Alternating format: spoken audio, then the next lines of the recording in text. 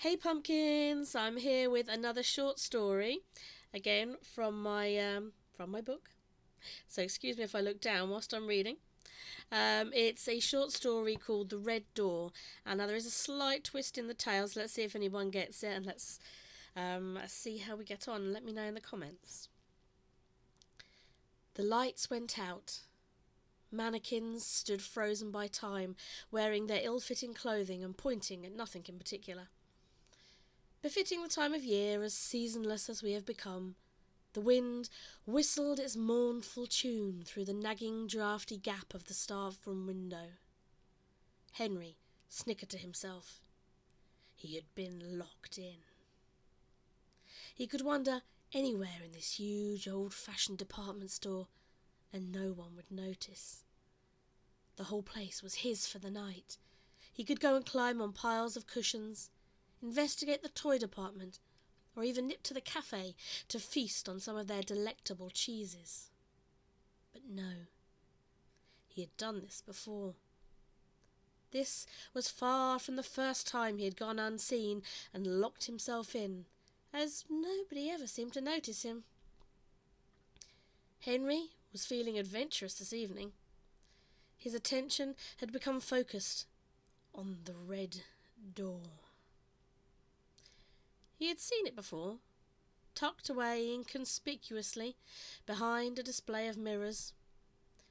Many a night he had wondered what the red door was for.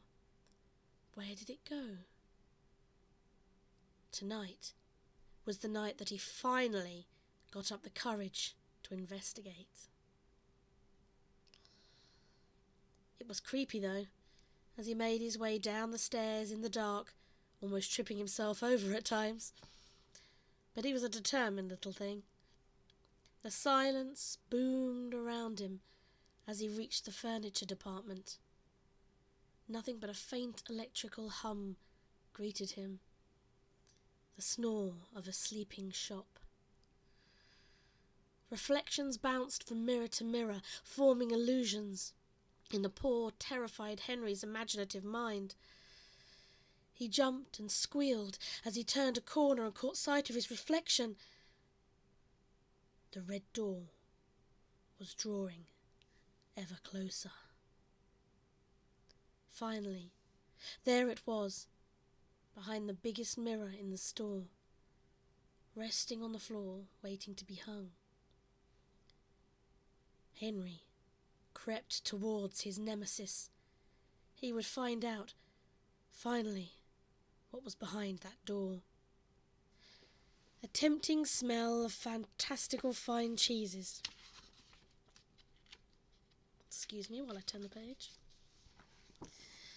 And other foods wafted past him as he drew closer, and his nose twitched gingerly, as if examining every aspect of the smell. To his delight, it seemed to be coming from behind that elusive red door. He was hungry. Maybe slightly delusional, but Henry still knew to remain cautious. He prodded the door open just a tiny bit. It opened inwards, and again the glorious smell of a feast in waiting sent his stomach rumbling loudly. This made him jump so much that he jumped back from the door, which in turn slammed shut. He jumped again and then laughed at himself. It was imperative for Henry to stay on the safe side, so he found a pencil that somebody had dropped on the floor and pushed it into the mystical door.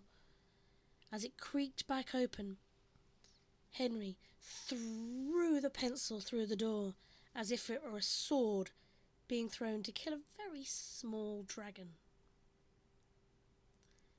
All hell broke loose. His paranoia had paid off, and he was very, very lucky to be alive. A huge crash came down, shaking the floor with monumental force. Henry flew back, thrown by the sound, and then all went eerily silent. door was now stuck open. Something had gone wrong. Henry reasoned that it must have done for the door to stay stuck open like that. He regained his composure and puffed his chest out, feeling a surge of bravery. He peeked in at the door, and there it was before his eyes.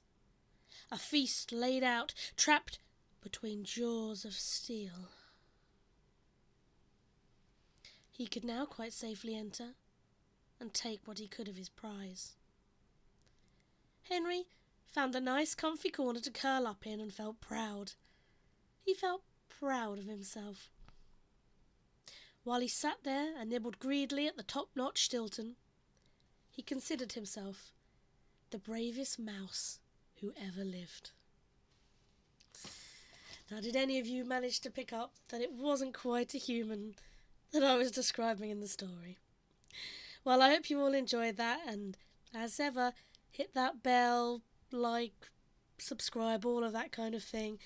Absolutely means the world to me. I'm not just saying that. And I guess I'll see all you pumpkins again next time. Bye-bye.